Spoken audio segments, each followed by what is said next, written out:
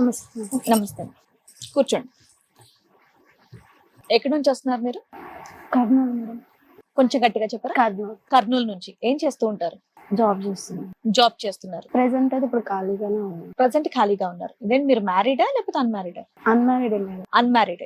చెప్పండి, ఇక్కడ ఏ సమస్యతో వచ్చారు? మా ఫ్యామిలీతో కలిసి మేము ఫంక్షన్కి వెళ్ళాం మేడం. మీ ఫ్యామిలీతో కలిసి మీరు ఫంక్షన్కి వెళ్ళారు. ఫంక్షన్కి వెళ్ళి వచ్చే దారిలో యాక్సిడెంట్ అయిపోయింది. ఎవరెవరు వెళ్ళారు? మా అమ్మ వాళ్ళు, మా డాడీ వాళ్ళు, ఫ్యామిలీ మొత్తం. ఓకే, మీ మదర్, మీ ఫాదర్, మీరు, ఇంకా మా తమ్ముడు, మా చెల్లి అందరం వెళ్ళాం. తమ్ముడు, చెల్లి అందరు కలిసి ఒక ఫ్యామిలీ ఫంక్షన్ కి వెళ్ళారు. ఫ్యామిలీ ఫంక్షన్ కి వెళ్ళి రిటర్న్ అయ్యాం. ఫంక్షన్ అయిపోయింది అక్కడ. ఓకే, రిటర్న్ అయ్యాం మేడం. రిటర్న్ అయిన తర్వాత సంథింగ్ ఎదురేమో వచ్చేసి అది కార్ యాక్సిడెంట్ అయిపోయింది. ఓకే, యాక్సిడెంట్ అయిపోయిన తర్వాత వాళ్ళంతా చనిపోయారు. అందరూ చనిపోయారా? నాకు దరిద్రం ఏంటంటే నేను ఒక్కదాన్నే అందులో మిగిలిపోయినాను.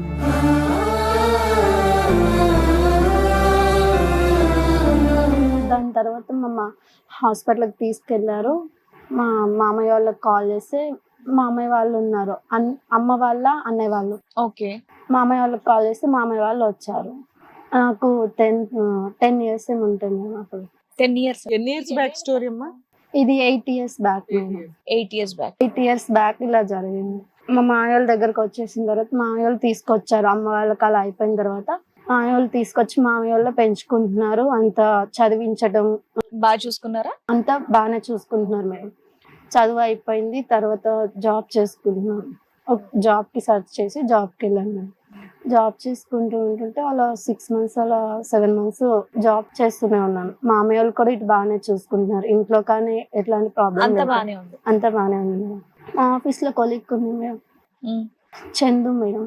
ఓకే, మా ఆఫీస్ లో వాళ్ళు కూడా ఏమీ ప్రాబ్లం లేదు, నీకు అలా జరిగింది ఇలా జరిగింది అనేసి వాళ్ళు కూడా ఏమీ అనేది వాళ్ళు కాదు. సో ఎక్కడ ఏమి ఇబ్బంది లేదు. పేరెంట్స్ అయిపోయిన తర్వాత మామయ్య వాళ్ళు చక్కగా చూసుకున్నారు, చదువుకున్నారు, జాబ్ లో కూడా జాయిన్ అయ్యారు. కొలీగ్స్ కూడా బాగా చూసుకుంటారు. కొలీగ్స్ కూడా So, బాగా ఇప్పుడు చందు అన్నారు కదా, చందు ఏంటి? చందు మా డాడీ లాగా చూసుకున్నా, అంటే వర్క్ చెప్పటం కానీ వర్క్ లో హెల్ప్ చేయటం అంత బాగుంటుండే. కేరింగ్ మంచిగా చూసుకుంటాడు అతను. అంటే ఆఫీస్ లో కొలీగ్స్ కంటే ఇతను కేరింగ్ కొంచెం ఎక్కువ కేర్ తీసుకున్నారు.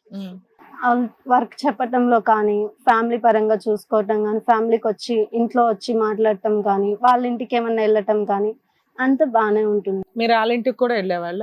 వెళ్ళాను. ఎంతకాలం నుంచి పరిచయం అమ్మా ఈ చందు మీకు? నేను జాబ్ లో జాయిన్ అయిన కానీ ఎంతకాలం? సుమారు 1 year? 1 year అయితే. 1 year. 1 year. అతని కేరింగ్ బాగుంది కాబట్టి లవ్ చేశారా? ఇద్దరు లవ్ చేసుకున్నారా? లేదు మేడం, ఫస్ట్ నేను లవ్ చేయలేదు, మామూలుగానే ఉండేది. నాకు అతను మా డాడీ ఉంటే ఇలాగా ప్రేమగా చూసుకునేవాడేమనేసి నాకు అనిపించిన కానీ చెప్పుకోలేదు. అతను ఏం చేసి నా బర్త్డే వచ్చింది మేడం. నా బర్త్డేకి ఏంటంటే ప్రపోజ్ చేశాడు అతనే. నేనేం ప్రపోజ్ చేయలేదు. ఫస్ట్ అతను ప్రపోజ్ చేశాడు. నువ్వంటే నాకు ఇష్టం, నువ్వు ఒప్పుకుంటే పెళ్లి చేసుకుంటాను అది ఇది అన్నాడు. ఇంకా నేను కూడా ఏం ఆలోచించలేకపోయినాను మేడం. అతను కేరింగ్ మా డాడీ లాగా చూసుకోవటం కానీ, అతను మాట్లాడటం కానీ. సో ఇంటికి రావడం వెళ్ళడం ఇవన్నీ కూడా ఉన్నాయి కాబట్టి బాగుంటది కదా నాకు కూడా అనుకున్నట్లు నేను ఓకే చెప్పేశాను. ఓకే చెప్పాను. ఆ తర్వాత ఒక 6 months అలాగే జాబ్ చేసుకుంటూ ఉన్నాము. మీ ఇంట్లో మామయ్య వాళ్ళకి కూడా చెప్పారా ఈ విషయం? లేదు, ఒక 6 months ఆగి చెప్పాను అనమాట.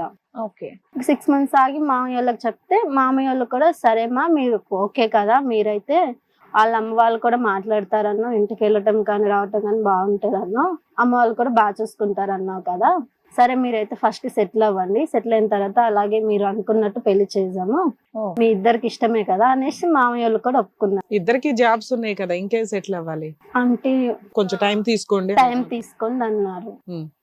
ఓకే అనేసి ఇంట్లో వాళ్ళు కూడా ఒప్పుకున్నారు మేడం. ఎంత ఏజ్ గ్యాప్ ఉందమ్మా లావణ్య నీకు అతనికి చందుకి మధ్యన? 4 years. 4 years. ఓకే, చెప్పమ్మా. మామయ్య వాళ్ళు ఒప్పుకున్నారు మేడం. తర్వాత నేను నార్మల్ గా జాబ్ చేసుకుంటూనే ఉన్నాము. ఇంకా మా తర్వాత నాకు ఒంటరి ఫీలింగ్ వస్తుంది మేడం. మామయ్యలతో ఉన్న ఫ్యామిలీలో ఉన్నా కానీ అంత వర్క్ చేసుకుంటున్నా కానీ చందుతో కలిసి ట్రావెలింగ్ చేస్తున్నాను, ఎక్కడికైనా వెళ్ళటం కానీ ఏమి చేయటం కానీ బాగానే ఉంటుంది.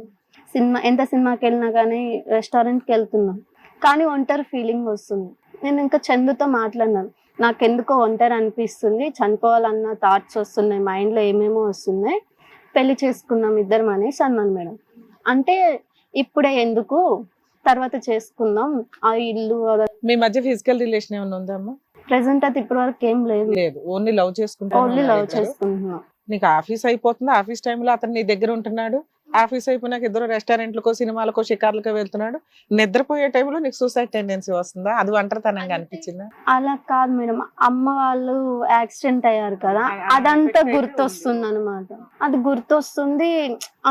ఏదన్నా చేసుకుందాం, ఎందుకు ఇలా బతుకున్నాను, అమ్మ వాళ్ళు లేరు, ఆ తమ్ముడు చెల్లి నా ముందే అలా అదేలే ఆ ఫీలింగ్ ఉంటది. ఫీలింగ్ వస్తుంది మేడం అనేసి నేను చందుని అడిగాను, పెళ్లి చేసుకుందాం చందు అనేసి. అంటే ఎంతకాలం తర్వాత అమ్మా మీ జర్నీ, ఎంతకాలం తర్వాత అతన్ని రిక్వెస్ట్ చేశారు, ఎంతకాలం ప్రయాణం చేసిన తర్వాత 1.5 years 1.5 year తర్వాత మ్యారేజ్ చేసేసుకుందాం, మ్యారేజ్ చేసుకుందాం అని అడిగావు. అదే 1.5 year తర్వాత అడిగాను.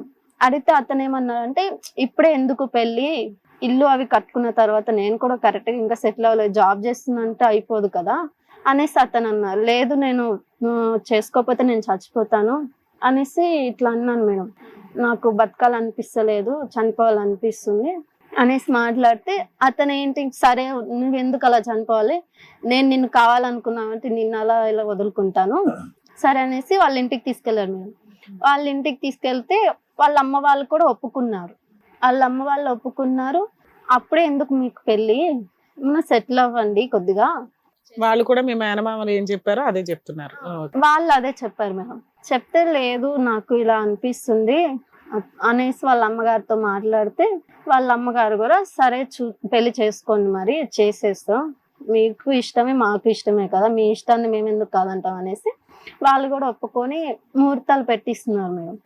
పెళ్లికి ముహూర్తాలు పెట్టిస్తున్నారు. మా పెళ్లి ముహూర్తాలు ఎప్పుడైతే అనుకుంటున్నారో ఎవరొకరు చనిపోవటం వాళ్ళ ఫ్యామిలీలో, చనిపోవటము, పెళ్లి పోస్ట్ పోన్ అయితేనే వస్తుంది. ఇలా ఎన్నిసార్లు అయింది? ఒక 2 times అలా అయింది. ఇంకా వాళ్ళు ఏమైనా దురదృష్టవంతురాలు అన్నారా ఏంటి కొంపతి? అలా ఏం అనలేదు మేడం. వాళ్ళ ఫ్యామిలీలో ఇంకా తర్వాత చనిపోయారు. ఒక 1 year గ్యాప్ వచ్చింది.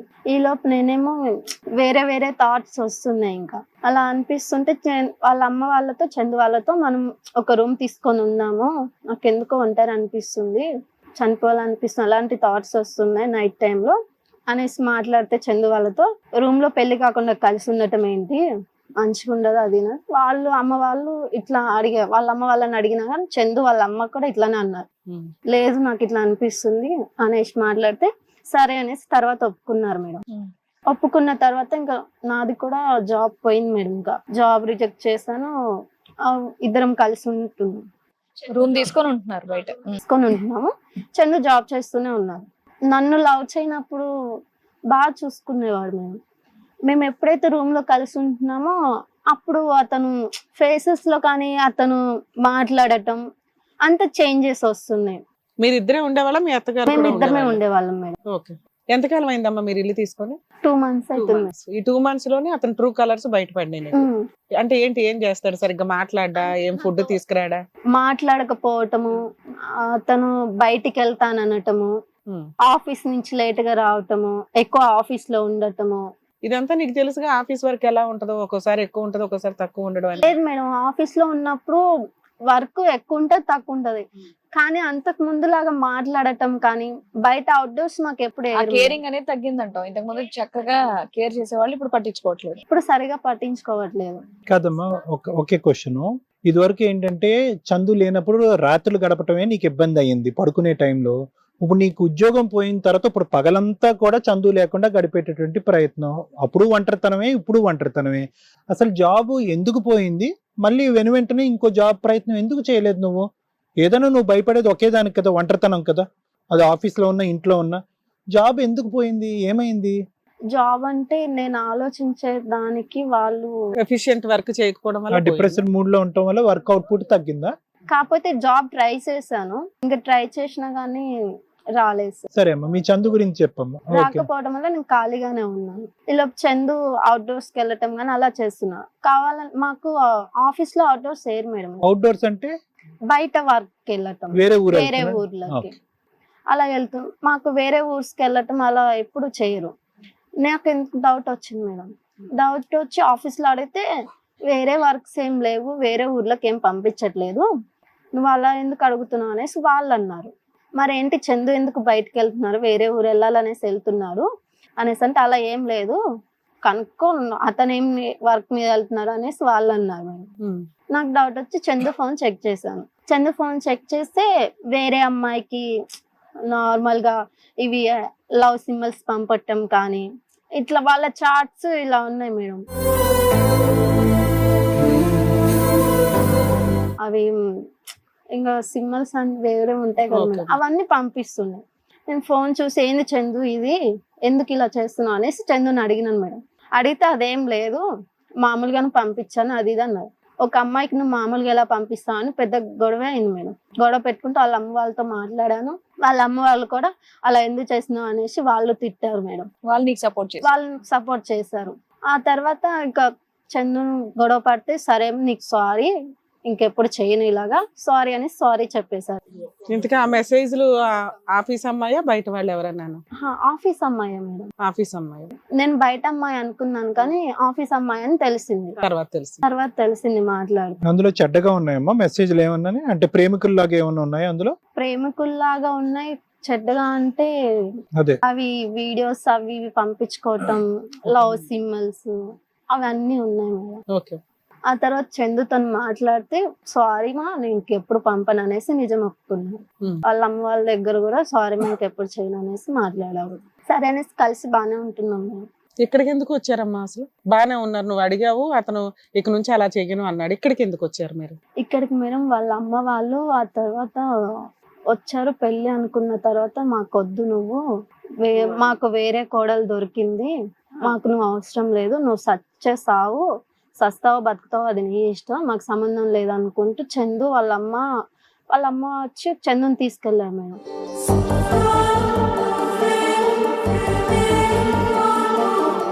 ఇందాక వరకు ఇంతకు ముందు వరకు చక్కగా సపోర్ట్ చేసిన మీ అత్తమ్మ ఇమీడియట్ గా అలా మాట్లాడేసిందా? ఎందుకు మాట్లాడారో తెలియదు మేడం. ఎంతకాలం క్రితం అమ్మా? ఎప్పుడు ఇది జరిగింది ఈ సంఘటన? నువ్వు చెప్పేది చందుని తీసుకుని వెళ్ళిపోవటం అన్నది జరిగి ఎంతకాలం అయింది? రీసెంట్ గానే సార్, ఒక 1 వీక్ అవుతుంది. ఓహో. మరి మీ ఇంట్లో వాళ్ళకి ఏమైనా చెప్పావా? ఇప్పుడు మాకు అర్థమైన దాని ప్రకారం ఏంటంటే నీకు సూసైడ్ టెండెన్సీ ఉంది, డిప్రెషన్ ఉంది, నెక్స్ట్ వాళ్ళకి ఇంకో సెంటిమెంట్, నువ్వు అనుకున్న దగ్గర నుంచి వాళ్ళ ఇంట్లో ఎవరో ఒకరు దూరపు చుట్టాలో ఎవరో ఒకరు పోతూ వస్తున్నారు. నీతో సహజీవనం స్టార్ట్ చేసిన దగ్గర నుంచి ఆ అబ్బాయికి ఈ అమ్మాయితో ఉండడం కష్టం అన్న ఉద్దేశంతో వేరే అమ్మాయిలతో ట్రాప్ చేసుకుంటూ తిరుగుతున్నాడు. నువ్వు ఎప్పుడైతే రెడ్ హ్యాండెడ్ గా పట్టుకొని కూర్చున్నావో ఏదో అప్పటికైతే టెంపరీగా ఓకే అన్నాడు, కానీ సీక్రెట్ గా వాళ్ళు వేరే సంబంధాలు చూసుకొని నిన్ను వదిలేయడానికి ఫిక్స్ అయిపోయారు మెల్లగా.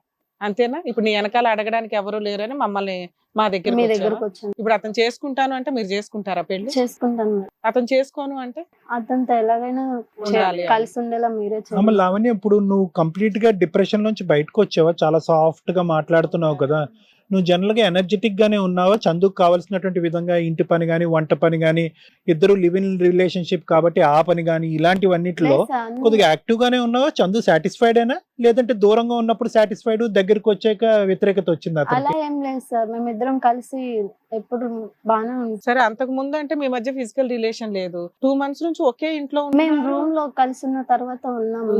ఈ 2 months లో మీకు ఫిజికల్ రిలేషన్ ఉంది? అది మీ అత్తగారు వాళ్ళకి తెలుసు కదా? ఆబ్వియస్లీ వాళ్ళకి తెలుసు. ఇవన్నీ తెలిసినా కూడా లేదంటే మేము నమ్మం అసలు. ముందు మరీ అంత ఫ్రెష్ గా ఉండరా? రూమ్ తీసుకున్న కాడి నుంచి మేము కలవటం కానీ అంత మంచిగా ఉండేది. నా తప్పేంటి అత్తమ్మ అని అడిగేవమ్మా నువ్వు? అత్తమ్మ కాదు కాబోయే అత్తమ్మ అని చెప్పి అడిగేవాను? అడిగాను సార్. అడిగితే నువ్వు మాకు అవసరం లేదు, మాకు వేరే కోడలు దొరికింది. తప్పేంటి అని అడిగితే వాళ్ళు చెప్పకుండానే వెళ్ళిపోయినారు. ఇప్పుడు నీకంటూ పెద్ద సపోర్ట్ ఎవరన్నా ఉన్నారంటే నిన్నటి మొన్నటి వరకు మీ అత్తగారే, కాబోయే అత్తగారు. ఆవిడ అలాగ మాట్లాడేటప్పటికి అసలు నీకేమైనా అర్థమైందా? నీకు ఏం అర్థం కాలేదు సార్. దాని వల్ల ఆలోచన పడిపోయినాను. మీ మేనమామ వాళ్ళకి చెప్పావమ్మా ఈ 1 week లో వాళ్ళ దగ్గరికి వెళ్ళడం గానీ ఏమన్నా? చెప్పలేదు మేడం. నేను నువ్వు టీవీ షో వాళ్ళకి చెప్పే వచ్చావా ఇక్కడికి? లేదు మేడం. వాళ్ళకి తెలియదు. సో వాళ్ళకి అసలు ఈ ప్రాబ్లమే తెలియదు. వాళ్ళు నీకు హ్యాండ్ ఇచ్చారన్న సంగతే తెలియదు. తెలియదు మేడం. మాక్సిమం మేము కూడా చూస్తామమ్మా, ఆయన వర్షన్ ఏంటో తెలియదు కదా.